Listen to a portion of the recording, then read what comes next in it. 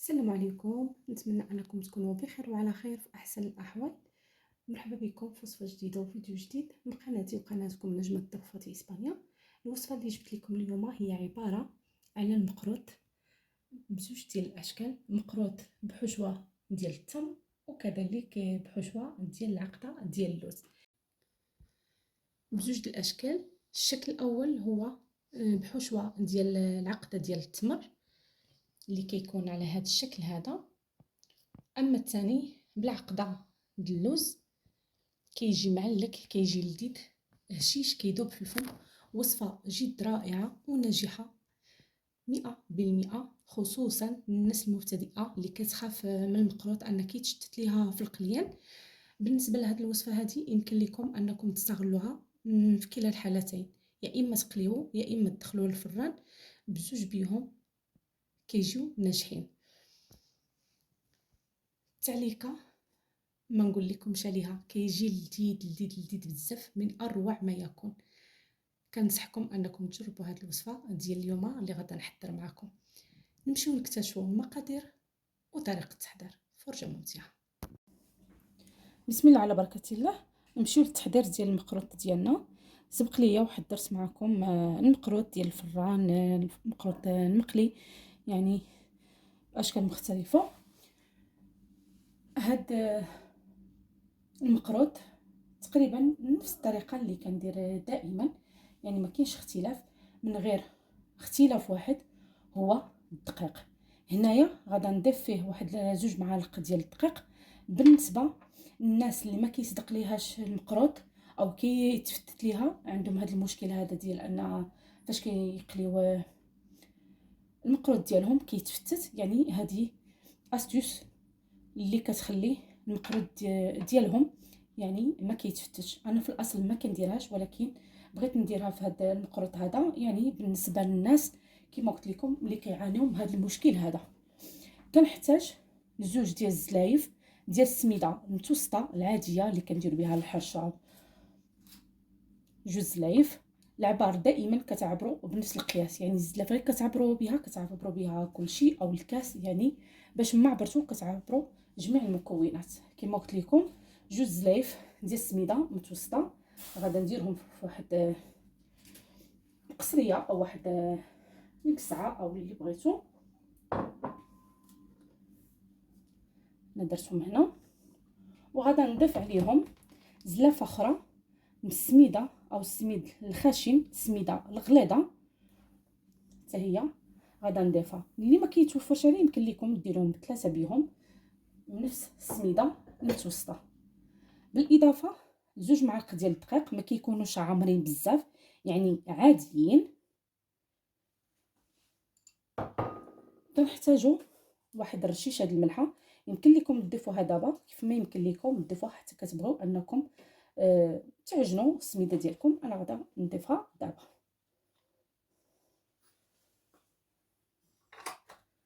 نمشيو للزبده. انا هنا عندي الزبده والزيت. استعملت الزبده النوازيف كيف ما قلت لكم، انا تقريبا الزبده النوازيف ما كتخطانيش وكنستعملها في اي حاجه خدمت. يمكن لكم تستعملوا الزبده العاديه، ولكن كتذوبوها وكتزولوا منها داك الماء ديالها او الحليب ديالها عفوا. خديت فايت النص ديال الزبده والباقي كملته بالزيت، ولكن خليت تقريبا واحد 7 ديال الزلافه ما عامرش، يعني زلافه قل واحد 7 اللي درتها ما بين الزيت والزبده. كما قلت لكم الزبده فايته النص والباقي كملته ديال الزيت، ولكن خليت واحد 7 باش انا تعمر الزلافه. صافي خلطتهم مع بعضياتهم، وبهم اللي غادا نبسس هاد الخليط ديال المقروط ديالنا او ديال السميده. غادا نخلطهم مع بعضياتهم، وكنعتذر وسمحوا لي الا كنقوي عليكم الهضره، ولكن كنحاول انني نشرح بالتفصيل خصوصا للمبتدئات. اما البقيه تقريبا الحادقات المغربيات كلهم ما شاء الله عليهم، يعني ما كيحتاجوش انهم عاد شرح لهم اكثر. ولكن بالنسبه للمبتدئات واللي عاد متزوجات حديثا، كاين اللي ما كتعرفش عاد باغا تتعلم عاد كذا، لما لا، لذا كنحاول انني نشرح بالتدقيق. الا كثرت عليكم في الهضره راني قلت لكم سمحوا لي. صافي غادا نضيف الزبده. انا واخا صفيت ديك الزبده يعني بقاو واحد الحبيبات كحل ما غاداش نضيفهم. صافي وكندخل مزيان هاد الزبده والزيت في السميده.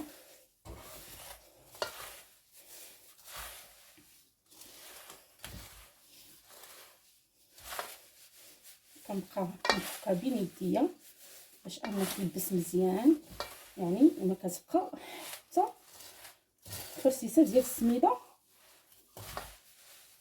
ما مبزاش بهاد الزبده والزيت.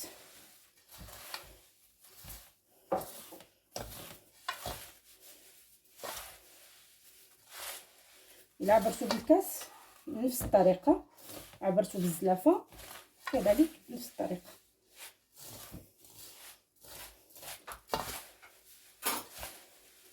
من بعد غادا نغطيه فيلم اليمونتير او نديرو فواحد البلاستيكه من الاحسن ونخليه ليله كامله.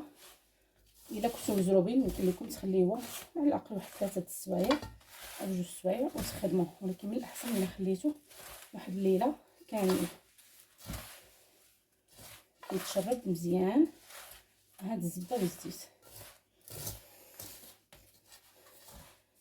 الزبده النوازيل في الحقيقه كطلع منها واحد الرائحه كتعطي واحد اللذه غزاله غزاله لاي حاجه خدمناها بها.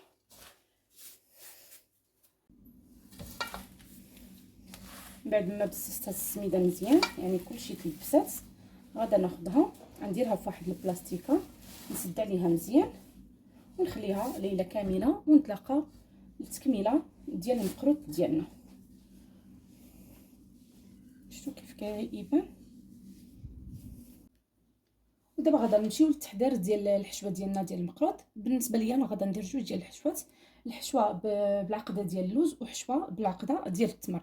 بالنسبه للتمر انا خديت المعجون كيف سبق ليا دائما حضرته معكم. المهم غادا نعطيكم القياس بالنسبه لنصف كيلو 500 غرام ديال المعجون ديال التمر، او تاخذوا التمر وكتبخروه كتاخذوا 500 غرام اللي تنضيفوا له واحد المعلقه ونص ديال القرفه، معلقه ونص ديال الزبده بوماد من الاحسن انها تكون حيوانيه، وتناخذ واحد شويه ديال القرنفل اللي تيبغي الطيبه ديالو واللي ما تيبغاش ما تيضيفهاش. في الحقيقه انا كتعجبني في العقده ديال المقروط كتجي لذيذه وزوينه. وتندير واحد شويه ديال ما زهر ماشي بزاف، تقريبا غير باش اننا نجمعوا هاد العقد ديالنا.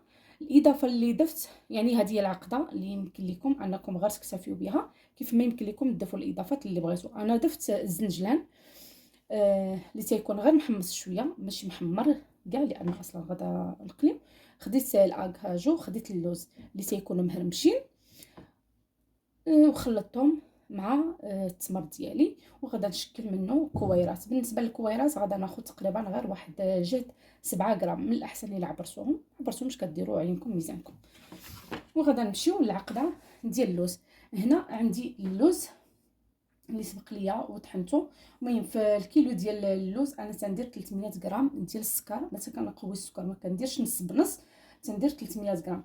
هنايا عندي 250 غرام ديال اللوز يعني فيها واحد 75 غرام ديال السكر اللي طحنتها مزيان باش حصلت على هذا الشكل هذا. تقريبا راه عندي مجموعه بدون اضافات، يعني هذا غير اللوز والسكر. بالنسبه للوز عارفين الطريقه ديالو، كناخذوه كنديروه في مغليان، انا ما كنسلقوش كندير عليه مغليان. سبق لي واحد الدرس معكم حتى هاد الفيديو هذا. المهم غادا نخلي لكم الروابط في اسفل الفيديو في خانه الوصف. من بعديتها فاش كنقيوه كنصايبوه كنخليوه كينشف. فاش كينشف صافي كنطحنوه. هنا عندي كما قلت لكم 250 غرام. عندي واحد تقريبا واحد المعلقه ونص، المهم ما عمرهش نص كاع، معلقه واحد شويه ديال حليب المكتف نسلي. عندي واحد شويه ديال المسكه حره اللي مطحوقه مع واحد شويه السكر، تقريبا واحد 2 حبيبات. هنا عندي واحد المعلقه ديال المربى، تاخذوا مربى المشمش الا كانت عندكم. انا مستعمله مربى البرقوق اللي محضرته انا في البيت ديالي. الحقيقه المذاق ديالو لذيذ بزاف، وفي واحد شويه ديال واحد التوك ديال واحد الحموضه كيجي لذيذ في الصراحه. ان شاء الله نشاركو معكم. هنا عندي واحد المعلقه صغيره ديال الزيت، 2 معالق ديال الزنجلان، وعندي معلقه صغيره ثاني ديال الزبده اللي كتكون بوماد. غادا نخلط هاد العناصر مع بعضياتهم باش نكون واحد العقده عندي، وكنشكلها حتى هي كويرات صافي حتى كنشكلهم كاملين. عاد كنبدي انني نحضر السميده ديالي باش نشكل المقروط، يعني كتكون عندي كلشي واجد باش هكا كنربح الوقت وما كتشرب لياش السميده فاش كنخلطها في الوقت اللي كنشكل الكويرات.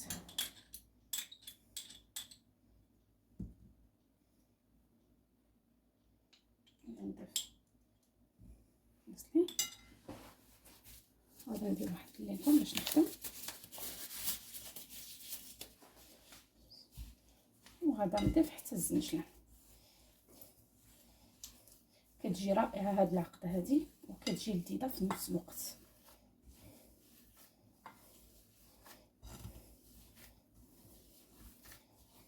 انا مستعمله اللوز البلدي من الاحسن الا كان، لا في المذاق ولا في كلشي كيجي زوين في الصراحه. غادي نضيف الزنجبان، وهذه هي العقده ديالي ديال اللوز كيف كتجي رائعه بعد ما خلطتها صافي. حتى هي غادي نشكلها كويرات. ودابا من بعد ما قديت الحشوات ديالي خديتهم شكلتهم على شكل كويرات كيف ما قلت لكم. درت القياس 8 غرام، وكذلك العقده ديال اللوز حتى هي درتها حتى هي 8 غرام كويرات. صافي هنا عندي زلافه ديال ما بين ماء الزهر والماء العادي، واللي رقدت فيهم زعفران شعره حيت كيعجبني داك اللون شويه. يمكن لكم تستغناو عليه كتكتفيو غير بالماء وماء الزهر. هنا عندي السميده اللي سبق لي وبسبستها، خديت غير النصف ديالها ما غاداش نخلطها كامله. يمكن لكم تخلطوها في مره، انا فضلت انني نخلط النصف ونولي نكمل النصف. لهذا غادا نبقى ندير الماء شويه بشويه. دائما الكميه اللي درتها كندير فيها زلافه ديال الماء. يمكن لكم ديروا نتوما عينكم ميزانكم، ولكن في الحقيقه انا كنفضل انني نستعمل الميزان باش يجوني مقادين. صافي غادا ناخذ من داك الماء وغادا نخلط، غير كنخلط ونجمع، يعني ما كندلكش ضروري من هاد النقطه هذه. هاد المقروط يمكن لكم طيبوه في الفران كيف ما يمكن لكم تقليوه. انا في الصراحه غادا نقليه،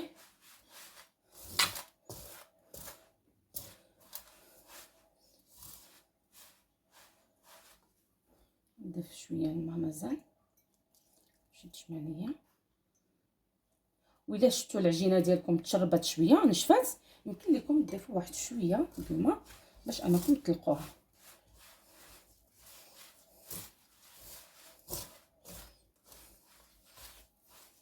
صافي العجينه ديالي هي هذه تجمعات كيف ما شفتوا، غير كنخلط يعني ما كنعجن ما والو، ما كندلكهاش. ودابا غادا نمشيو للتشكيل. كناخذ واحد الكويره كما قلت لكم انا كيعجبني انني نوزنها، كندير فيها 22 غرام. كناخذ كنبسطي واحد شويه ما خصهاش تجي رقيقه صافي، وكندير العقده وكنجمع مزيان حتى متبقاش تبان ليا هذيك العقده. عاد غادا نشكل الكويره ديالي بهذا الشكل هذا. عندي السميده فاش غادا نفند، والمرشم باش غادا ندير به كنخليه على جنب. كنمشي نحضر معكم الثانيه، كنكورش غير كنجمعها شويه ونمشي ندير العقده بهذا الشكل هذا. كنجمعها مزيان باش ما كتبان لياش العقده فاش انني نرشمها. يمكن لكم ديروا حرابل كيف ما سبق لي ثاني حضرت معكم المقروط اللي كنديروا حرابل وكنزينوها بالسكين. صافي كنجمع بهذا الشكل هذا كنخليها على جنب. نعاود معكم ثاني واحده اخرى.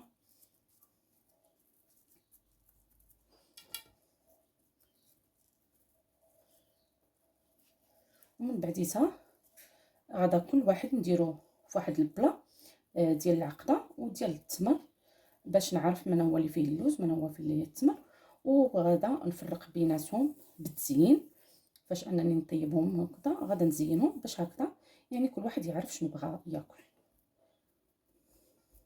التمر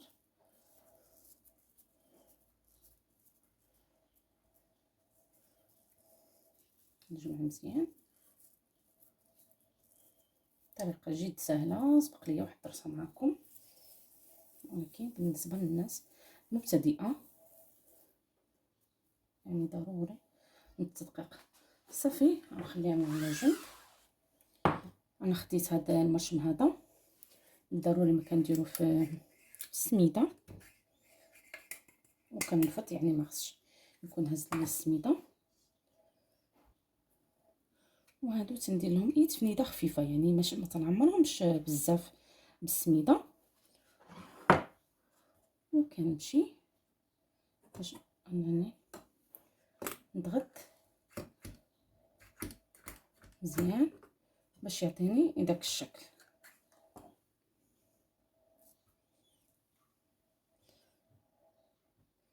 هذا هو الشكل ديال المقروط ديالي. نديرو في واحد البلا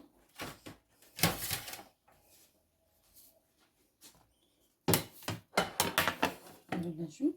واحيانا كناخد البلا ديريكت اللي كنحط فيه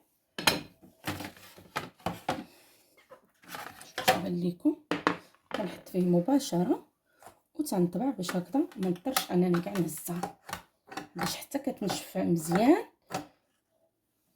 عاد فاش كنبغيو نقليو. ها هي هذه مزولات من بلاصتها.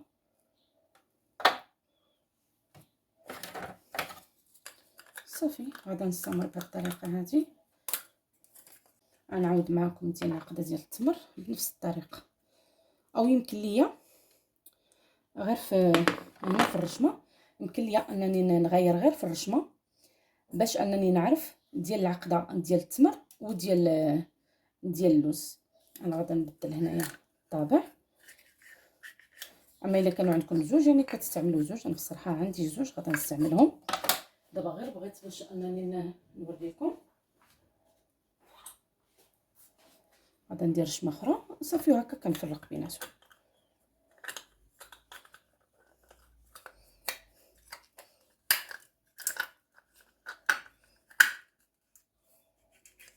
الشكل ندوزها شويه في السميده.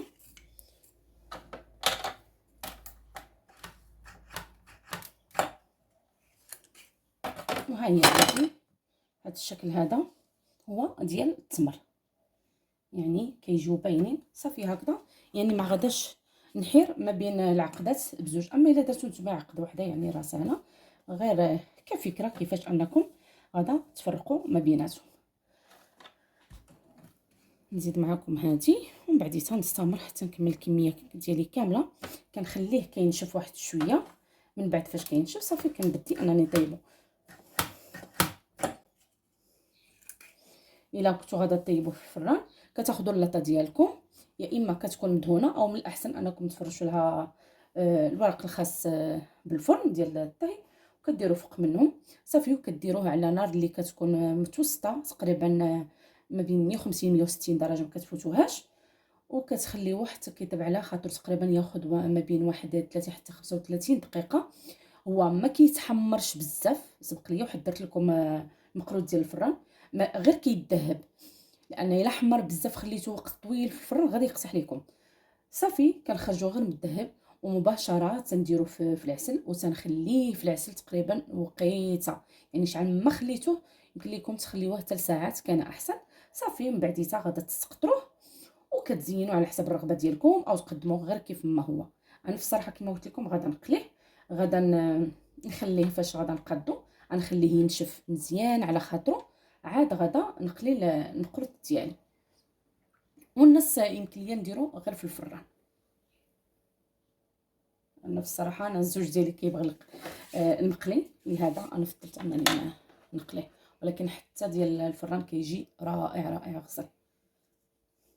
المهم غادا نستمر بنفس الطريقه كما وريتكم، ونتلاقاو باش نكملوا تتم التحضير ديال المقروط ديالنا.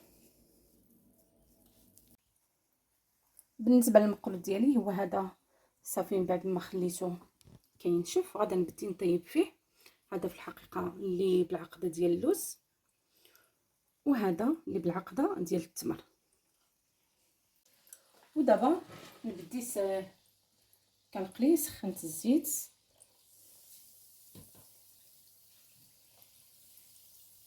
كما قلت لكم اللي بغى يديروا الفران يديروا الفران، حيت انا جربته بالفران كيجي بزاف الصراحه.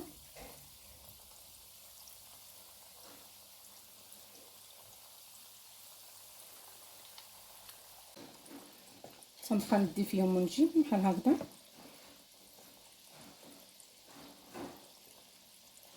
حتى كيذهبوا وياخذوا اللون صافي، ومباشره نديرهم في العسل. العسل هي هذه اللي درتها معكم، حقيقه كتجي رائعه.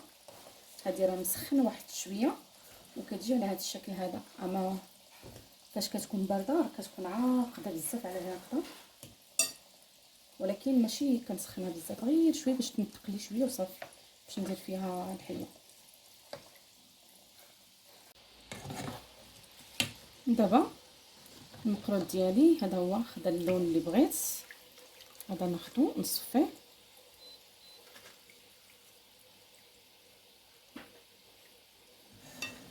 ضروري ما نقطرو مزيان بالزيت ومباشره نديرو في العسل.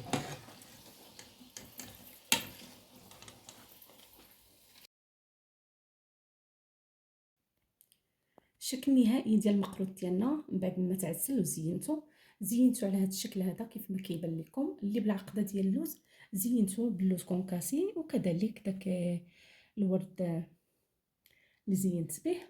اما ديال العقده ديال التمر رشيتوه بشويه الزنجلان وزينتو بالورد البلدي، وكذلك فيدوغي.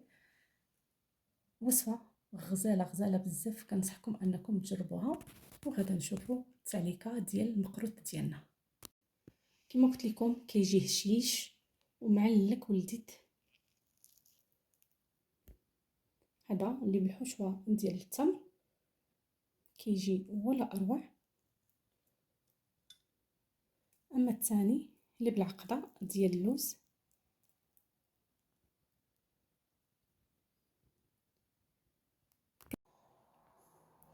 كنصحكم انكم تجربوا هذه الوصفه هذه، لان فعلا وصفه ولا اروع، كتجي غزاله بزاف، خصوصا بالنسبه للذة والمذاق.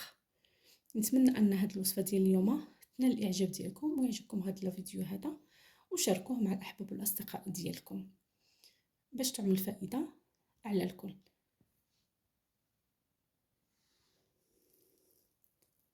شتو كيف كيجي في الحقيقه رائع بزاف.